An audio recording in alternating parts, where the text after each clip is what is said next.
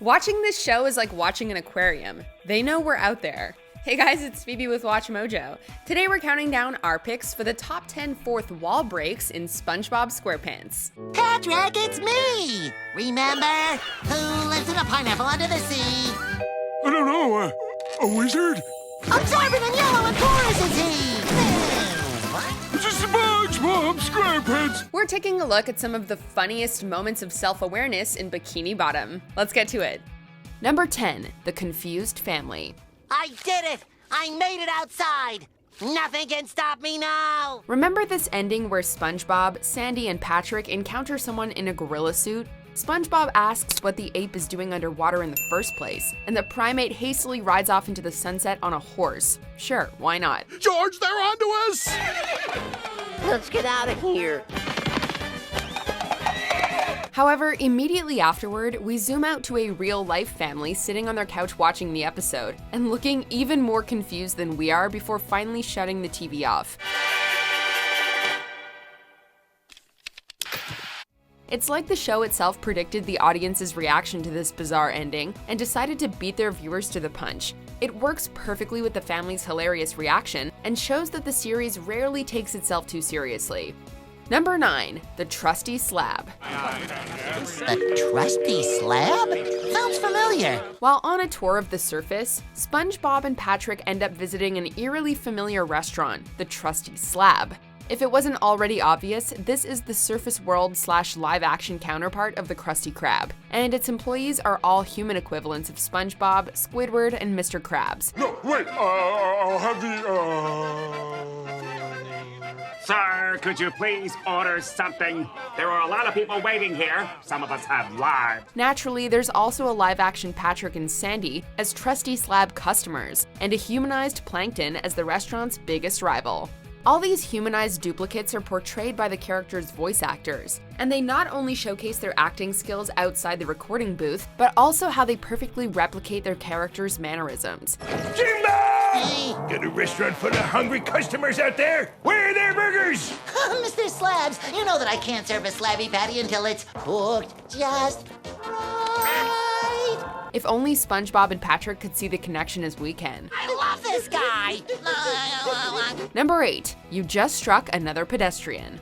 Ah, the French narrator. The seldom seen Jacques Cousteau-like voice that helps set the scene at the beginning of an episode and reads the time cards. Here we are again at the Bikini Bottom boating school. Today is once again the day of SpongeBob's boating school exam. However, it can be a dangerous job.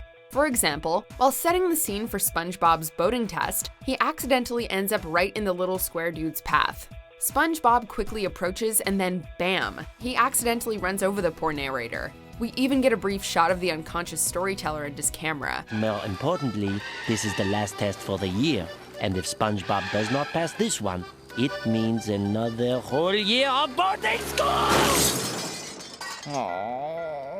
Thankfully, the narrator survives the accident, but it just goes to show that not even he can escape the series' zany slapstick. He's definitely a lot safer as a disembodied voice. What happened? Oh, nothing, SpongeBob. You just struck another pedestrian. Number 7, SpongeBob rides the bubbles. Another staple of the series is all the bubble wipes, where a huge wall of bubbles floats across the screen as we transition from one scene to another. While it's definitely a dazzling sight, in the episode Born to be Wild, it has an even more practical use. SpongeBob fears for Bikini Bottom's safety when a biker gang starts riding into town. Time Nation, don't you know who the Wild Ones are, son?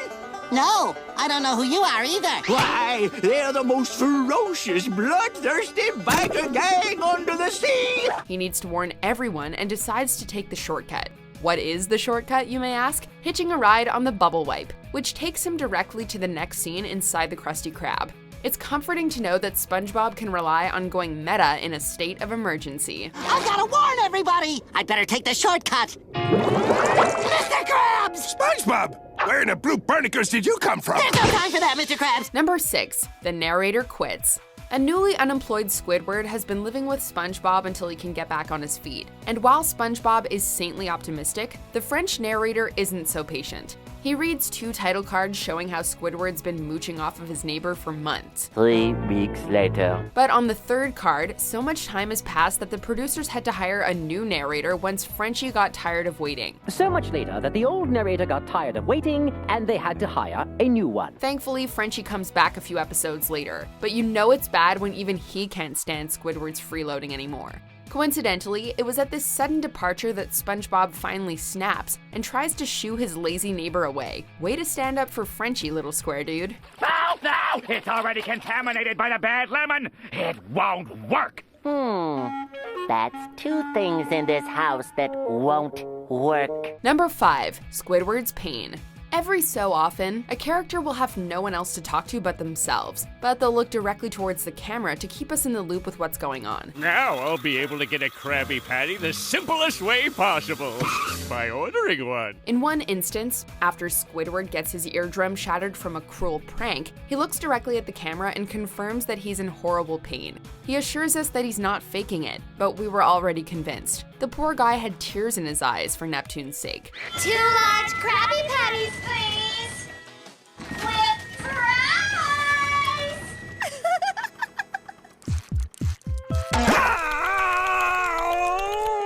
I'm not faking it, you know. That really hurt. Considering what Squidward tends to go through on a daily basis, it's easy to feel sorry for him, but it's kinda sad watching him reach out to the audience for sympathy like this. A bill? And what is this for? It's for my ear replacement surgery. Number 4, underwater physics. With their new life on the run, SpongeBob and Patrick take a brief moment of comfort around a campfire. I want to go home. We can never go home, Pat. We're wanted men. We'll spend the rest of our lives running. However, Patrick quickly points out what a lot of us are wondering. How can they start a fire if they're underwater? Before Patrick can even finish the question, the fire immediately goes out. But at least it's warm around the fire. Hey, if we're underwater, how could there be a...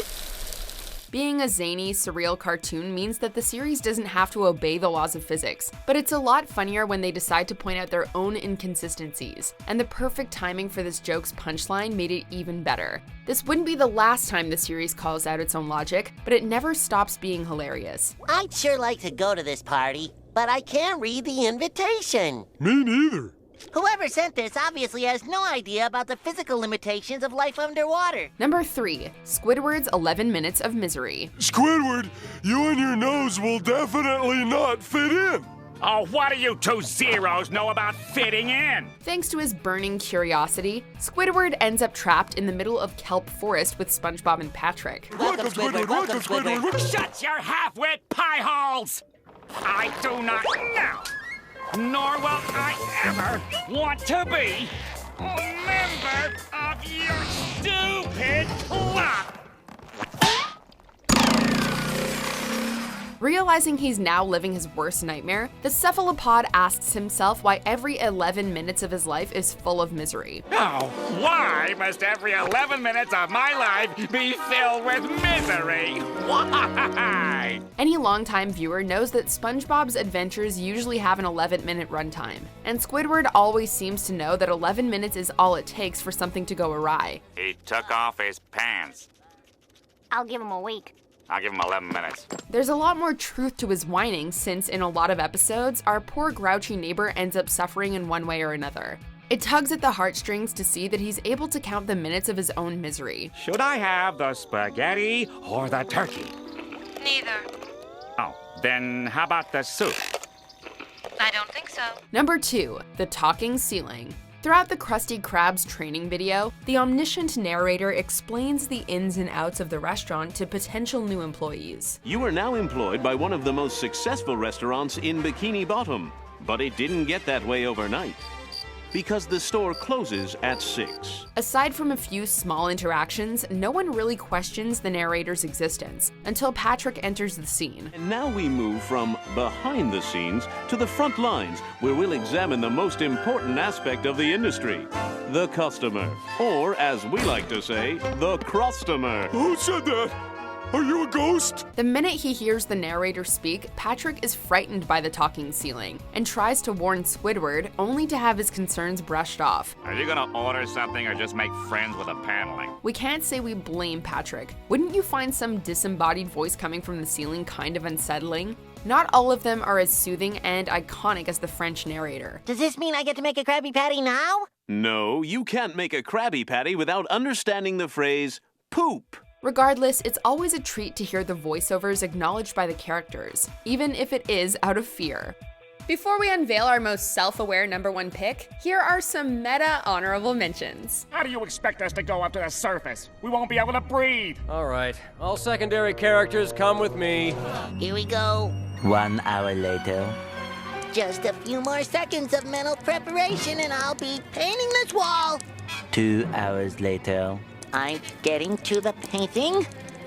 3 hours later. Can you move it along? I'm all out of time cards. I may finally have found a place where I can be all alone. Alone. Alone. Alone. Alone. Alone. Alone.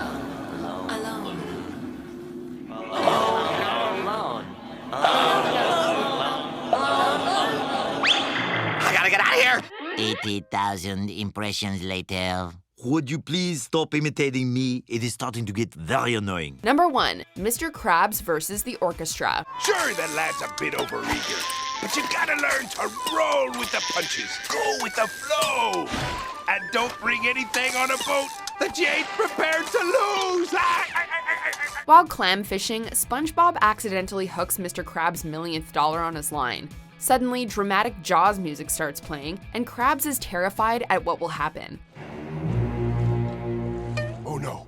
SpongeBob, quick, reel it in! Can't you hear the music? That's a 4/4 string ostinato in D minor! Every sailor knows it means death! Frantic, Krabs manages to find a live-action orchestra playing the music, and begs them to stop, to no avail. Later on, he actually manages to use the orchestra to draw out the monstrous clam and save his beloved dollar. Having the characters acknowledge the background music is hilarious enough, but to try and stop it or use it to their own advantage is ultra meta. It's like they want to change the whole episode's narrative. Oh, he'll come.